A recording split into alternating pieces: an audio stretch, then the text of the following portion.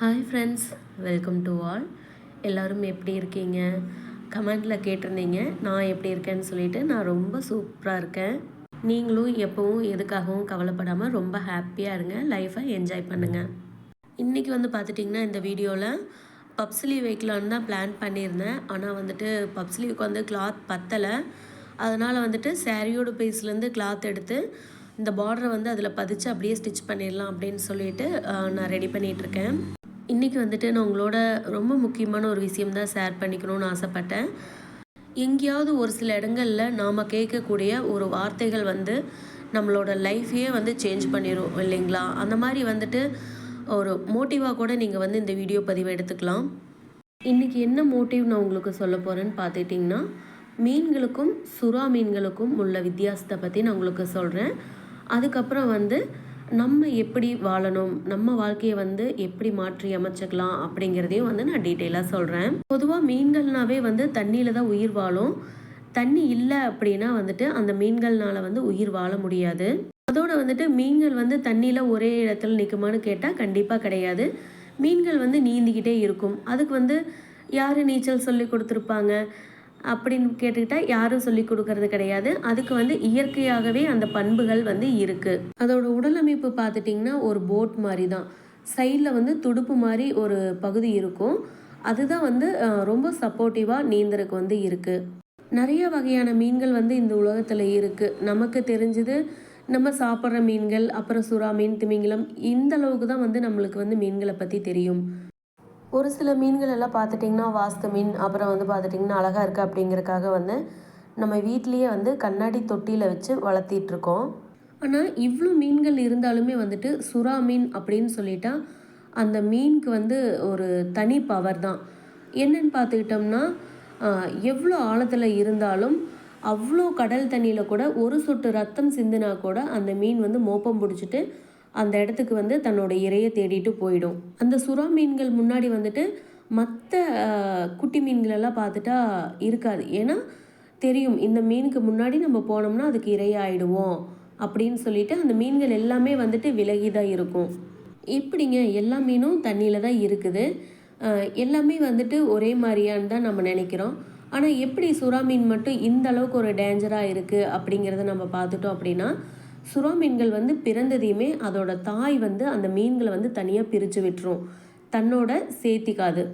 இப்படி தாய்கிட்டேருந்து பிரிஞ்ச மீன்கள் எல்லாமே பார்த்துட்டோம் அப்படின்னா போராட்டம் நிறைந்த அந்த ஒரு வாழ்க்கையில் தான் அது வாழ வேண்டிய கட்டாயத்தில் இருக்குது. அப்போ தனக்கு இரையும் வேணும், மற்ற மீன்கள்கிட்டேருந்து தன்னை பாதுகாத்துக்கணும் அப்படிங்கிறதுக்காக அந்த மீன்கள் ஒவ்வொரு நாளுமே வாழ்க்கையை போராடி தான் வாழுது. நாளாக பாருங்கள், அந்த மீன்கள் உருவளவில் பெருசாகிடுது. மற்ற இரைகளை ஈஸியாக வேட்டையாடிடுது. இந்த மாதிரி மற்ற மீன்கள் சுறா மீன் முன்னாடி நிற்கிறக்கே ரொம்ப பயப்படக்கூடிய ஒரு சுச்சுவேஷனில் தான் இருக்கும். என்னதான் சுறா மீன் உருவளவில் பெருசாக இருக்குங்க, அதனால தான் மற்ற மீன்கள் எல்லாம் பயப்படுது அப்படின்னு கூட நம்ம எடுத்துக்கலாம். ஆனால் அங்கே ஒரு விஷயத்தை நம்ம கவனித்தோம் அப்படின்னா, அந்த மீன்கள் எல்லாமே சின்னதுலேயே பிரித்து விட்டுறது தன்னோட தாய். அப்போ போராடி வாழ்க்கையை வாழுது. அப்போது அந்த மீன்கிட்ட ஒரு போராட்டம், விடாமுயற்சி அப்படிங்கிற ஒரு சில விஷயங்கள் எல்லாம் நம்ம எடுத்துக்கலாம் இல்லைங்களா? அந்த மாதிரி சுறா மீன்கள் அந்த தண்ணியில் ஒரு சொட்டு ரத்தம் இருந்தால் கூட தன்னோட இரையை தேடிட்டு ஓடிடும். அப்போது அதுக்கான இலக்கு அங்கே இருக்குதுன்னு அந்த மீனுக்கு தெரிஞ்சிருக்கு. அதனால் அதை தேடி போகுது. நம்மளோட வாழ்க்கையும் அந்த மாதிரி தாங்க. அதாவது நம்ம கண்ணாடி தொட்டியில் இருக்கிற மீன்கள் மாதிரி வீட்டுக்குள்ளேயே இருந்துட்டு நம்மளோட சந்தோஷம், துக்கம் எல்லாத்தையும் அங்கேயே காட்டிட்டு நமக்குன்னு ஒரு ஐடென்டிட்டி இல்லாமல் எத்தனையோ பேர் நம்ம வாழ்ந்துக்கிட்டு இருக்கோம். அதுக்கு காரணம் வேறு எதுவும் தெரியாது அப்படிங்கிறதுக்காக இல்லை. அதாவது நம்மளோட குடும்பம் மற்ற ரீசனுக்காக நம்ம ஒரு விஷயத்துலேருந்து விலகி இதுக்குள்ளே நம்ம இருக்கோம். எல்லா உயிர்களுக்குமே தனித்துவமான ஒரு பண்பு இருக்குங்க. அதே மாதிரி தான் நம்ம மனிதர்களும் நம்மளோட வாழ்க்கையில் கஷ்டம், நஷ்டம், அவமானம், தோல்வி, வருத்தம், இந்த மாதிரி நிறைய இருக்குது. இதை விட்டால் அது விட்டால் இதுன்னு சொல்லிட்டு நிறைய ஆப்ஷனும் நமக்கு இருக்குது. ஆனால் பாருங்கள், இது எல்லாத்தையும் தாண்டி நம்ம வாழணும் அப்படிங்கிறதுக்காக தான் நமக்கு சிந்திக்கிற தன்மையும் 6வது அறிவும் நமக்கு கடவுள் கொடுத்துருக்காரு. இந்த மாதிரி எல்லா உயிர்களிடத்திலிருந்தும் நாம் வந்து முற்றிலும் வேறுபட்டவங்களாக தான் இருக்கோம். ஏன்னா அறிவு சார்ந்த விஷயங்களாகட்டும், இல்லை சிந்திக்கிறது, யோசிக்கிறது, இந்த எல்லாமே ஆகட்டும், நாம் வந்து தனித்துவமாக தான் இருக்கோம். ஏன்னா வந்துட்டு நம்மளால் முடியாது அப்படிங்கிறக்காக வந்து கிடையாது. அதுக்கான வாய்ப்பு வந்து எனக்கு கிடைக்கல அப்படின்னு சொல்லிட்டு தான் நிறைய பேர் வந்து விலகி இருக்காங்க. நாமளும் வந்துட்டு தண்ணி தொட்டியில் இருக்கிற மீன்கள் மாதிரி தாங்க.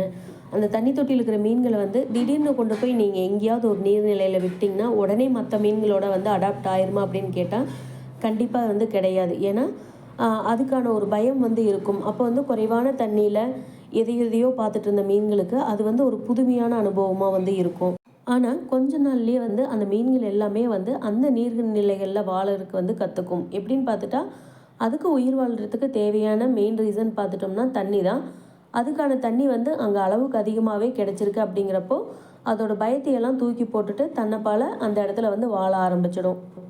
ஆனால் நம்மளை எடுத்துக்கோங்க, இந்த இடத்துல இருந்து அந்த இடத்துக்கு போயிட்டோம் அப்படின்னா, ஐயோ எனக்கெல்லாம் அங்கே போக தெரியாது, நான் இதுக்கு முன்னாடி அங்கே போனதே இல்லை, தனியாக போகிறதா அப்படின்னு சொல்லிட்டு நிறைய பேர் வந்து இந்த மாதிரி எப்படி நாம் தனியாக போகிறது அப்படின்னு சொல்லிட்டு திங்க் பண்ணிட்டு போக மாட்டோம். யாருமே வந்து ஒரு இடத்துக்கு புதுமையாக போயிருக்க மாட்டாங்க, ஒரு வேலையை வந்து தெரிஞ்சு செஞ்சுருக்க மாட்டாங்க. இப்படி இருக்கிறப்போ நாம் அந்த இடத்துக்கு போனால் தான் அதை பற்றி நம்ம தெரிஞ்சுக்க முடியும். அடுத்த தடவை வந்து இன்னமும் பயப்படாமல் நம்ம வந்து தனியாக போகிறதுக்கான சந்தர்ப்பம் வந்து நமக்கு அமையும்.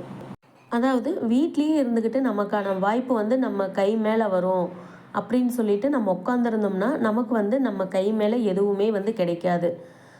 நான் வாய்ப்பு வந்திருக்கேன், கதவு திறங்க அப்படின்னு சொல்லிட்டு எந்த வாய்ப்பாவது நம்ம வீட்டை கதவு தட்டுமா? கண்டிப்பாக வந்து தட்டாது.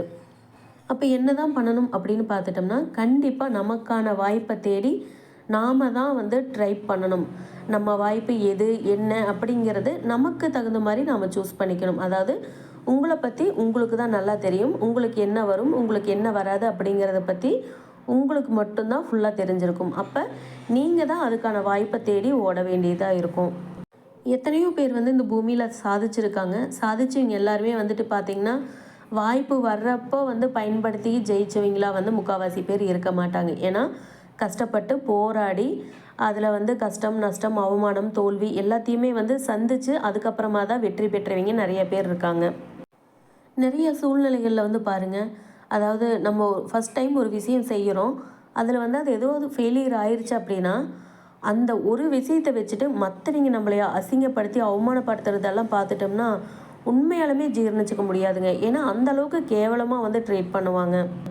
உனக்கே வரல, நீ ஏன் அதை பண்ணுற, ஒழுக்கமாக உன் வேலையை பார்த்துட்டு இருக்க வேண்டியதானே அப்படின்னு சொல்லிட்டு அவங்கள வந்து என்கரேஜ் பண்ணவே மாட்டாங்க. டிஸ்கரேஜ் பண்ணுற மாதிரி ரொம்ப நெகட்டிவாக தான் வந்து பேசுவாங்க. இந்த மாதிரி வந்து மற்றவர்கள் பேசக்கூடிய விமர்சனத்துக்காக வந்து நிறைய பேர் வாழ்க்கையிலேருந்து ஒதுங்கியிருக்காங்க. அதாவது வேண்டாம், இதில் ஏதாவது ஃபெயிலியர் ஆயிடுச்சுன்னா இவங்ககிட்டையெல்லாம் பதில் சொல்ல முடியாது, அவங்க அப்படி பேசுவாங்க, இவங்க இப்படி பேசுவாங்கன்னு சொல்லிட்டு உண்மையாலுமே நிறைய பேர் வந்து அதுலேருந்து விலகி தான் இருக்கும். நம்ம எல்லாருமே ஒரு விஷயத்தை நல்லா புரிஞ்சுக்கணும். அந்த மாதிரி மற்றவங்க பேச்சை நம்ம காதில் போட்டோம்னா நமக்கான வாழ்க்கையை வந்து நம்ம வாழவே முடியாது. அவங்க பேசுகிறத கேளுங்க, ஆனால் வந்துட்டு நல்லதாக இருந்தால் எடுத்துக்கோங்க, கெட்டதாக இருந்தால் தூக்கி வீசிடுங்க. கண்டிப்பாக வந்து நமக்கான வாய்ப்பை நாமளே உருவாக்கிக்கிட்டோம் அப்படின்னா மற்ற வாய்ப்புகளுக்காக வந்து நம்ம எதிர்பார்த்து காத்திருக்க வேண்டிய அவசியம் வந்து கிடையாது. அதாவது வந்து பார்த்துட்டோன்னா நம்ம வந்து ஜெயிக்கிற வரைக்கும் தான் வந்து நம்மளைய வந்து அவள் அப்படி பண்ணிகிட்ருக்கா, இவள் இப்படி பண்ணிகிட்ருக்கான்னு சொல்லுவாங்க. அதுவே கண்டிப்பாக வந்து நம்ம ஜெயிச்சிட்டோம் அப்படின்னா நம்மளை வந்து அவங்க அடையாளமாக வச்சு அவங்க வந்து சந்தோஷப்படுவாங்க. எப்படின்னு கேட்டிங்கன்னா, அட அந்த பொண்ணுங்களா, அவங்க எங்கள் பக்கத்து வீடு தான், எங்கள் எகுத்து வீடு தான், எங்களுக்கு தெரிஞ்ச பொண்ணு தான், எங்கள் தூரத்து சொந்தக்காரங்க அப்படின்னு சொல்லிட்டு மற்றவங்கிட்டையெல்லாம் வந்து நம்மளை பற்றி பெருமையாக சொல்லுவாங்க. இது எல்லாமே வந்து கேட்குறதுக்கு நல்லா தாங்க இருக்குது. எப்படிங்க நடைமுறைப்படுத்துறது அப்படின்னு சொல்லி கேட்டிங்கன்னா, கண்டிப்பாக முயற்சி செய்யுங்க. அதாவது ஒரு விஷயத்தை நீங்கள் ஃபஸ்ட் டைம் செய்கிறப்போ உங்களுக்கு எதுவும் தெரியாமல் இருக்கலாம். ஆனால் அதே விஷயத்தை வந்து நீங்கள் தொடர்ந்து செஞ்சுக்கிட்டே இருக்கிறப்போ அதை பற்றின நிறைய ஐடியாஸ் வந்து உங்களுக்கு கண்டிப்பாக கிடைக்கும். முடிஞ்ச வரைக்கும் வந்து நம்மளை அசிங்கப்படுத்தி அவமானப்படுத்தி ஏளனமாக பேசுனவங்க எல்லாரும் முன்னாடியும் வந்து எப்படியாவது வாழ்க்கையில் வந்து சாதிச்சு காட்டிடணும் அப்படிங்கிற அந்த மன தைரியத்தோட மட்டும் கண்டிப்பாக வந்து நீங்கள் இருங்க. உங்களுக்கு வந்து புரிகிற மாதிரி ரொம்பவே சிம்பிளாக வந்து ஒரு உதாரணம் சொல்கிறேன். கண்டிப்பாக வந்துட்டு உங்களுக்கு இது புரியாமல் போகிறதுக்கு வாய்ப்பே இல்லை. அதாவது வந்து பார்த்துட்டிங்கன்னா, அப்துல் கலாம் ஐயா வந்து எல்லாத்துக்குமே வந்து தெரிஞ்சிருக்கும். ஏன்னா அவரை தெரியாதவங்க வந்து மோஸ்ட்லி யாரும் இருக்க மாட்டாங்க. ஐயா வந்து மாணவர்களை மோட்டிவ் படுத்துறதுக்காக வந்துட்டு ஸ்பீச் கொடுத்துட்ருக்காரு. அப்போ வந்து ஸ்டூடெண்ட்ஸ்கிட்ட வந்து ஒரு கொஸ்டின் கேட்குறாரு. அது என்ன கொஸ்டின் அப்படின்னு பார்த்துட்டிங்கன்னா, உலகளகி ஐஸ்வர்யா ராய் வந்து எப்படி உலகளகி ஆனாங்க அப்படிங்கிறது தான். அதுக்கு வந்து ஸ்டூடெண்ட்ஸ் எல்லாருமே வந்துட்டு அவங்க ரொம்ப அழகாக இருந்தாங்க, அதனால் அழகி ஆனாங்க. அப்புறம் வந்துட்டு அவங்க எல்லா கொஸ்டினுக்கும் வந்து இன்டெலிஜெண்ட்டாக பதில் சொன்னாங்க, அதனால் வந்து அவங்கள உலக அழகியாக தேர்ந்தெடுத்தாங்க அப்படின்னெல்லாம் வந்து சொல்லிட்டு இருக்காங்க. இது எல்லாத்தையும் வந்து கேட்டுட்டு இருந்த ஐயா வந்து பார்த்துட்டிங்கன்னா எல்லாத்துக்கும் வந்து இல்லை இல்லை அப்படின்னே வந்து சொல்லிகிட்ருக்காரு. அப்போ வந்து ஃபைனலாக சொல்கிறாரு, நீங்கள் யாரும் அந்த போட்டியில் கலந்துக்கல, அதனால தான் வந்து அவங்க உலக அழகி ஆயிட்டாங்க அப்படின்னு சொல்கிறாரு. இதை ஏன் வந்து ஐயா அவங்கக்கிட்ட சொன்னார் அப்படிங்கிறது வந்து ஓரளவுக்கு உங்களுக்கு புரிஞ்சிருக்கும்னு நான் நம்புகிறேன். அதாவது நம்மளாலேயும் வந்து அந்த மாதிரி ஆக முடியும், அதுக்கான வந்து வாய்ப்பை தேடி நம்ம போய்கிட்டே இருக்கணும் அப்படிங்கிறது தான் வந்து அதோட அர்த்தம். அதனால் வந்துட்டு ஒரு சுறா மீன் மாதிரி தனக்கான இறை வந்து எங்கேயோ இருக்குது அப்படின்னு சொல்லிட்டு எவ்வளோ தூரமாக இருந்தாலும் வந்து போகுது இல்லைங்களா? அது மாதிரி உங்களுக்கான வாய்ப்பை நோக்கி நீங்கள் வந்து போய்கிட்டே இருங்க. நெக்ஸ்ட்டு வந்து அந்த குட்டி மீன்கள் மாதிரி எந்த இடமா இருந்தாலும் பரவாயில்ல, அட்ஜஸ்ட் பண்ணிவிட்டு நம்ம வாழ கற்றுக்கணும். 3வது வந்து பார்த்துட்டிங்கன்னா, ஐயா சொன்ன மாதிரி நம்ம அந்த இடத்துல இருந்திருந்தோம்னா கண்டிப்பாக அது நமக்கு தான் கிடைச்சிருக்கும் அப்படிங்கிற அந்த எண்ணம் வந்து எப்போவும் மனசில் இருந்துகிட்டே இருக்கணும். கண்டிப்பாக நான் சொன்ன விஷயங்கள் வந்து உங்களுக்கு ஏதாவது ஒரு வகையில் வந்து மோட்டிவாக இருக்கும் அப்படிங்கிறத வந்து நான் நம்புகிறேன். இந்த வீடியோ உங்களுக்கு பிடிச்சிருந்துச்சுன்னா மறக்காமல் நம்ம சேனலுக்கு ஒரு லைக் போட்டுருங்க. அப்படியே வந்து சப்ஸ்கிரைப் பண்ணி வச்சுக்கோங்க. அப்போ தான் நான் போடுற வீடியோஸ் எல்லாம் வந்துட்டு உங்களுக்கு உடனுக்குடனே அப்டேட்டாக கிடைக்கும்.